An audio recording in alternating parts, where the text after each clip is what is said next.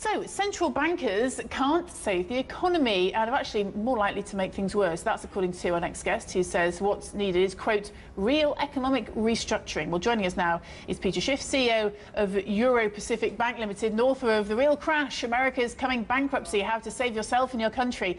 That's a very dramatic title, Peter, for a book. I think I'll buy it just on the basis of the title alone.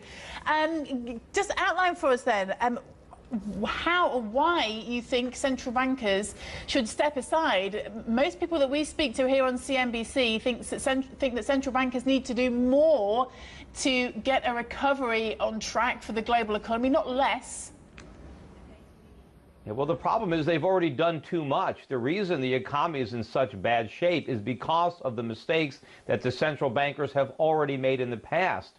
And continuing to repeat those mistakes isn't going to grow the economy. I mean, not in real terms. I mean, if you go back to the housing bubble, that was a creation of cheap money, artificially low interest rates by the Fed. If you think that we had a recovery during the period of time where the bubble was inflating, you're mistaken. The reason that we had the bursting of the bubble and the financial crisis and all the carnage that followed, that was the payback from the central bank stimulus when they tried to stimulate us out of the recession that began 2001, 2002 after the NASDAQ bubble blew up. So more of that policy, more cheap money is not the answer, it's the problem. The solution is the free market. We've got to let interest rates go up, and we have to let economies restructure. And only after that happens can we have a legitimate recovery. OK, Peter, I can roll with that. Extreme capitalism, and there's certainly a lot to be said for it. But if you go with that philosophy, you have to take the pain that's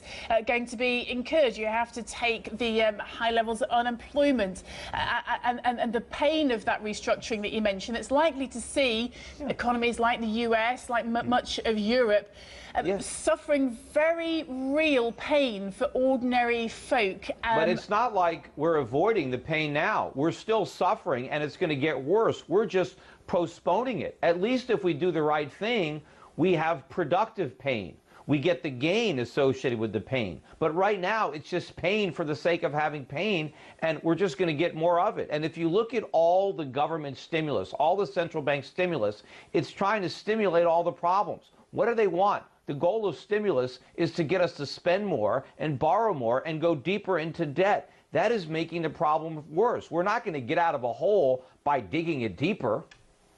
Talked about what the central bank should do, i.e. raise interest rates. You've just talked about what governments shouldn't do.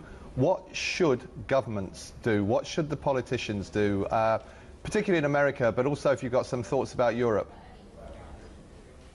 Well, to say I would have the same advice on either side of the Atlantic. The best thing that the government can do is minimize the burden that government places on the economy to make it easier to get out of this hole. And that means shrinking the size of government, cutting government spending, eliminating government programs and departments, repealing as many regulations as they can. You know, it's not a question of what government should do, it's what government needs to undo. And that's all the mistakes of the past, so we can free up the economy, we can have a more speedy solution to these problems, we can reallocate resources in ways they need to be, that's land, labor, and capital, and create real growth that raises living standards, that produces more goods and services, and creates more productive jobs in the process. Okay, so neither the Republicans or the Democrats in the US have had a very great track record in that respect over, certainly my memory.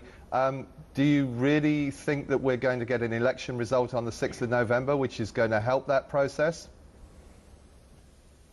Not really. I think that, we're going to go over a real cliff, regardless of who wins the election. But I do believe that if Romney is the president, we have a better chance of eventually adopting the free market solutions that would actually work. Because I think Obama is likely to blame the continued failure of the U.S. economy to recover on capitalism, on the free markets, and continue to look for more government solutions to what are in fact government-created problems, and so we may never recover. But I think with Romney, there's a better chance that he'll listen to reason and maybe will change course and abandon the failed policies, not just of Obama, but of Bush and of many U.S. presidents that preceded them. Peter, thank you very much for sharing your thoughts with us today, and have a great weekend. Peter Schiff, CEO of Euro-Pacific Bank Limited. Alistair Newton.